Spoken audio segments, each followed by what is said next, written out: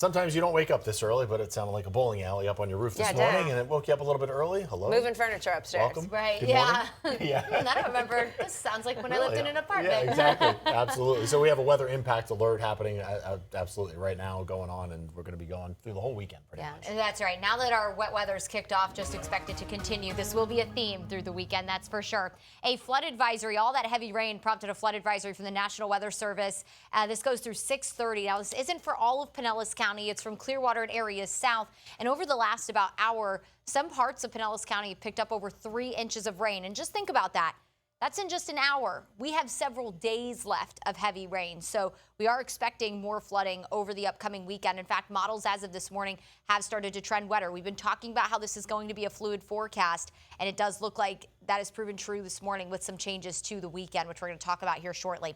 Let's get you out the door. Most of the rain and storms now pushing offshore, but you're probably seeing it in the distance. A really beautiful light show for that morning drive, but some of you still in the thick of it. We'll take you into southern Pinellas through St. Pete, over near the St. Pete Pier. Looks like over the bay here between Ruskin and St. Pete, some very heavy rain with its sights set on the Sunshine Skyway. So if you're heading out here shortly in the next half hour or so, it is going to be a mess on the Sunshine Skyway. From Indian Rocks Beach into Reddington Shores, heavy rain, gusty wind, and some frequent lightning. Pinellas Park starting to dry out. I put a timer on this, and once you see it go past Anna Maria and Bradenton Beach, that's when you know it's in the clear, because of course those are right on our immediate coastline. So after 7:15, 7:30, we will start to dry out outside of maybe a few lingering showers. But of course, that ponding in the roadway and the wet roadways will still be there. So just give yourself that time this morning, especially if you live in southern or central Pinellas County. Here it is, the Sunshine Skyway right now getting some light rain, but heavy rain on the horizon. More rain on the way this afternoon as this trough, and look at it, it's starting to push offshore. And the sooner this pushes offshore, the better chance for that low to develop.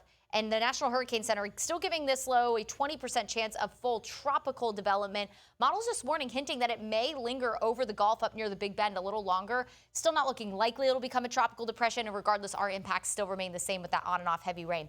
Around your lunch hour, we're looking at heavy downpours right in the heart of the Bay Area. Some of that will start to lift north through the afternoon. While I'm not going to rule out a few heavy downpours from Tampa and areas inland through about 5 or 6 o'clock, we will trend drier for the evening. So your Friday evening plans in pretty good shape after 6 p.m. Going into Saturday, here's that low starting to develop along that trough. Look at this, 7:30 in the morning tomorrow.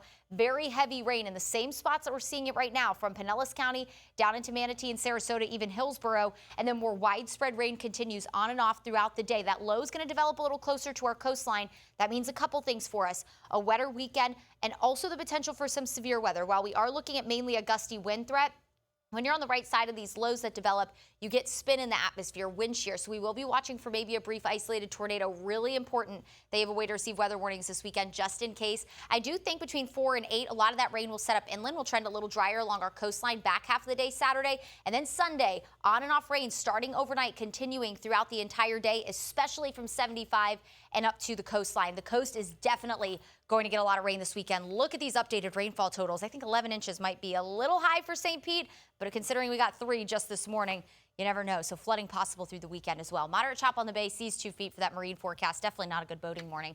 Our weather impact alerts continue through Monday before we gradually dry out late week next week.